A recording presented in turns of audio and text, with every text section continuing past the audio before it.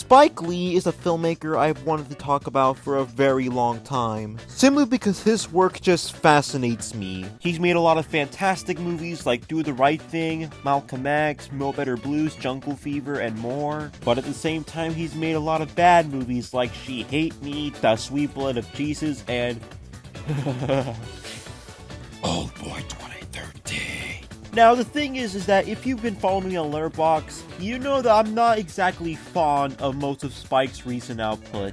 With the exception of BlacKkKlansman, which I legitimately loved, every single film he has made from 2012 to now for me has ranged from okay to downright horrible. So after The Five Bloods, which I thought was just okay, I wasn't exactly excited when I heard that Spike's next project would be another remake of an Asian classic, because that worked so well the last time. Though this time, he's gonna remake Akira Kurosawa's 1963 masterpiece, High and Low. And it would be called Highest to Lowest, and it would star Denzel Washington in his 5th collaboration with Lee. Fun fact, this is the first time they've collaborated together since 2006's Inside Man, which I thought was a really great thriller. So, how is the new Spike Lee joint?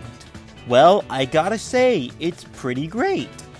After its first 40 minutes. Yeah, I have to admit, the first 40 minutes of this are really rough. There's nothing here that's awful, but it suffers from weak direction by Spike Lee's standards and some really questionable choices of music in certain scenes. But after those 40 minutes, that's when it gets good and starts to be a proper and truthful Spike Lee joint. That's when Lee's direction starts to feel energetic like his best movies, the cinematography starts to get creative and fun, the editing starts to get really good, and the music choices start to get better and better, to the point where I consider it Spike's best usage of music in a long time. And thankfully, unlike Old Boy 2013, Spike actually finds a way to tell a new version of the High and Low story instead of just remaking the same film again but with less effort. And of course, being a Spike Lee joint, you can tell the performances are going to be fantastic. Which they are. Denzel Washington is amazing here, A$AP Rocky is surprisingly really fantastic in this. Jeffrey Wright is great to see as always, and even ill-finished Hedera is really good here. It pretty much has all the ingredients to make it a masterpiece, it's just those first 40 minutes that bring it down for me personally. But even with that, I still think Highest to Lowest is really great and is easily among Spike's best films in a long time. After how disappointing The Five Bloods was, it feels so nice to get a proper Spike Lee joint again. I'm gonna give Highest to Lowest an 8 out of 10.